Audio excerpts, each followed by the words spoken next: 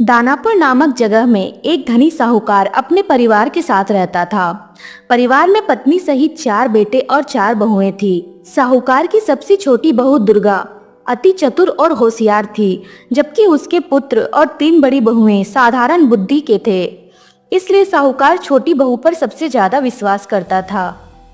एक बार नगर का राजा किसी कारणवश साहूकार से नाराज हो गया और उसे नगर से तड़ीपार कर दिया। उसने साहूकार को आदेश दिया कि नगर छोड़ते समय वह और उसके परिवार के सदस्य अपने शरीर के वस्त्रों और आभूषणों के अतिरिक्त कुछ न ले जाएं। साहूकार क्या करता, वह विवश था। उसने अपने परिवार को राजा के आदेश के बारे में बताया और जैसे है उसी हालत में नगर छोड़कर चलने के लिए कहा। सभी तैयार हो गए।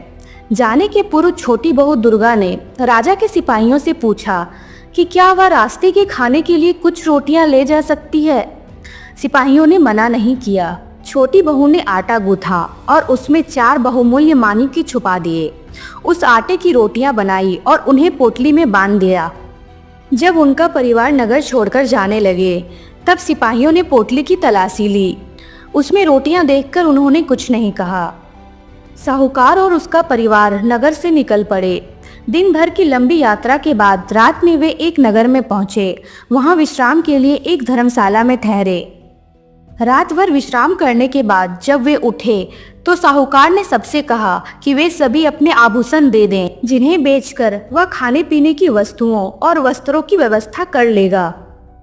तब छोटी बहू दुर्गा ने उसे रोटियों में छुपाए माणिक्य में से एक माणिक्य देकर कहा, पिताजी, आपको आभूषण बेचने की आवश्यकता नहीं है। ये लीजिए माणिक्य, इसे बेचकर कुछ धन की व्यवस्था कर लीजिए। उस धन से रहने के लिए घर का बंदोबस्त हो जाएगा और खाने पीने की वस्तुएं भी मिल जाएगी और साथ ही साथ आप व्यापार भी प्रारंभ कर सकेंगे। साहूकार ने माणिक्य ले लिया और उसे लेकर नगर के बाजार की ओर चल पड़ा।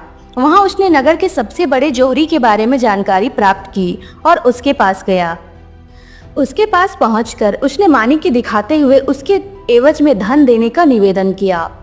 बहुमूल्य माणिक्य को देखकर उस जोहरी के मन में लालच आ गया और वह माणिक्य हथियाने के बारे में सोचने लगा। उसने साहूकार से कहा, ये माणिक्य तो बहुत कीमती है, इसके लिए धन मुझे घर से मंगाना पड़ेगा। मैं अपने नौकर को घर भेजता हूँ, तब तक आप यहाँ आराम से बैठिए। और उसने साहूकार को एक कमरे में रखी कुर्सी पर बैठने को कहा, जो कच्चे सूत की बनी थी और उस पर एक गद्दा रखा हुआ था। उस कुर्सी के नीचे एक छेद था जो सीधे तहखाने में जाता था। साहूकार जैसे ही कुर्सी पर बैठा, कच्ची सूत टूट गई और साहूकार छेद से होते हुए तहखाने में जा गिरा। जोहरी ने फौरन तहखाने का छेद पत्थर से बंद कर दिया और उसके ऊपर पहले के समान कुर्सी रख दी। फिर माणिक्य को तिजोरी में रख दिया। उधर धर्मशाला में सभी साहूकार की प्रतीक्षा करते करते थक गए, मगर वह नहीं लौटा। तब छोटी बहू दुर्गा ने अपने पति को दूसरा माणिक्य देकर कहा, जाओ, जाकर पिताजी को ढूंढो। अगर मिल जाए तो इस माणिक्य को वापस ले आना। यदि न मिले तो माणिक्य बेचकर खाने पीने का सामान और वस्त्र ले आना। उसका पति माणिक्य लेकर बाजार चला गया। वहां उसने अपने पिता की तरह सबसे बड़े जौहरी का पता किया। लोगों ने उसे उसी जौहरी के पास भेजा जिसने उसके पिता को कैद कर लिया था। जौहरी के पास पहुंचकर उसने उसे माणिक्य दिखाया। लालची और ध्रुव जौहरी ने उसके साथ भी वही किया जो उसके पिता के साथ किया था। अब दोनों पिता और पुत्र जौहरी के तहखाने में कैद थे। जब दुर्गा का पति भी वापस नहीं लौटा तो उसे चिंता होने लगी। उसने स्वयं बाजार जाने का निर्णय किया। वह बाजार गई और अपने आभूषण बेचकर खाने पीने की चीजों और वस्त्रों की व्यवस्था की। धर्मशाला वापस आकर उसने खाने पीने की चीजें और वस्त्र अपने परिवार वालों को दिए और स्वयं यह कहकर वहां से निकल गई कि वह पिताजी और अपने पति को खोजने जा रही है। वहां से निकलकर उसने अपने लिए सिपाही की पोशाक खरीदी और सिपाही का भेष बनाकर राजा के दरबार में पहुंच गई। उसने राजा से विनती की कि वह उसे अपने महल का सिपाही बना ले। राजा ने उसे सिपाही बना दिया और महल की पहरेदारी का कार्य उसे सौंप दिया। कुछ दिनों तक सिपाही बनी दुर्गा ने महल के चारों ओर पहरेदारी की। वहां उसे पता चला कि महल के पशुशाला में रोज रात एक राक्षस आकर उत्पात मचाता है। उसने राजा से पशुशाला की पहरेदारी की आज्ञा मांगी। पहले तो राजा हिचका, पर बाद में उसे अनुमति दे दी। वहां से कुछ दूरी पर जंगल के रास्ते में एक ऊंचे पेड़ पर चढ़कर दुर्गा सिपाही के भेष में बैठ गई। उसने अपनी उंगलियां जगह जगह से काट ली ताकि उसे नींद न आ पाए। रात होने पर उसने देखा कि जंगल की तरफ से एक बड़ा सा भैंसा सिंह उठाए महल की तरफ भागा आ रहा है। वह समझ गई कि यही वह राक्षस है। जैसे ही वह भैंसा उस पेड़ के नीचे से गुजरा जिस पर दुर्गा बैठी हुई थी, वह दोनों हाथों से तलवार लिए नीचे कूद पड़ी और सीधे भैंस के ऊपर गिरी। भैंसे पर गिरते ही उसने तलवार के तेज वार से उसका सिर काट दिया। मरते ही राक्षस अपने असली रूप में आ गया। दूसरे दिन जब राजा को यह समाचार प्राप्त हुआ तो वह बहुत प्रसन्न हुआ। उसने सिपाही रूपी दुर्गा को बुलाया और कहा, मैं तुमसे बहुत प्रसन्न हूँ। तुमने उस राक्षस से छुटकारा दिलाया है जो कई वर्षों से हमें परेशान कर रहा था। तुम्हें इनाम में जो चाहिए वह मांग लो। दुर्गा बोली, महाराज, यदि आप मुझसे प्रसन्न हैं तो मुझे इस नगर की रक्षा का भार सौंप दीजिए और मुझे यह भी अधिकार दीजिए कि यदि मैं किसी अपराधी को देखूं तो उसे स्वयं दंड दे सकूं। उसकी काबिलियत को देखकर महाराज ने उसे नगर का कोतवाल बना दिया।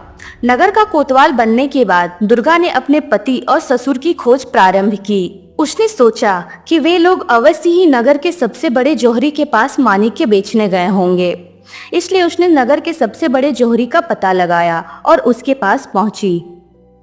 वह नगर के कोतवाल के भेष में थी तो जौहरी उसे पहचान नहीं पाया और कोतवाल समझकर खूब आवाभगत करने लगा। वह बोला, अहो भाग्य, जो आप हमारे दुकान में पधारे, कहिए क्या सेवा करूं। कोतवाल बनी दुर्गा बोली, महाराज शीघ्र ही राजकुमारी का विवाह करने वाले हैं। उनके आभूषण के लिए हमें सुंदर और बहुमूल्य माणिक्य चाहिए। तुम्हारे पास हो तो दिखाओ। जौहरी ने कई माणिक्य दिखाए, किंतु उनमें से वह माणिक्य नहीं था जो दुर्गा ने अपने पति और ससुर को दिया था।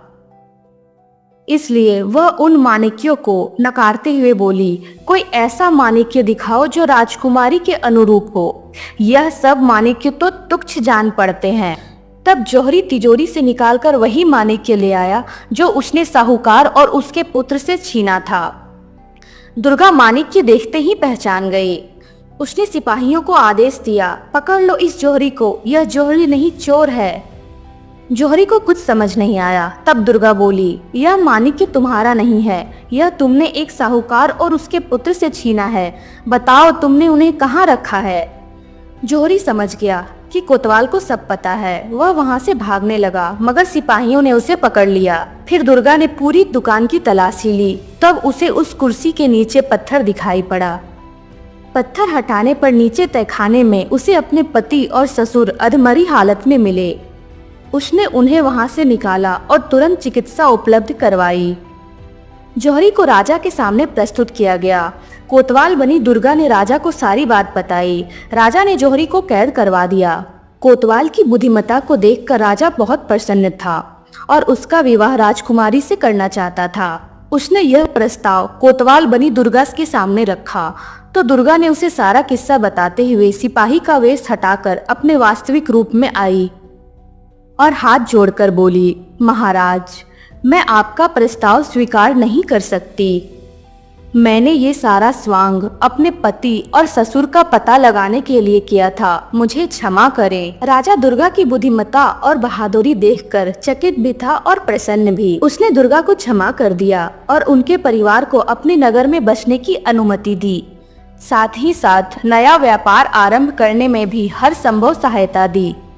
तो दोस्तों, आपको चालाक बहू की कहानी कैसी लगी कमेंट में जरूर लिखें और कहानी अच्छी लगी हो तो चैनल को लाइक और सब्सक्राइब करें। धन्यवाद।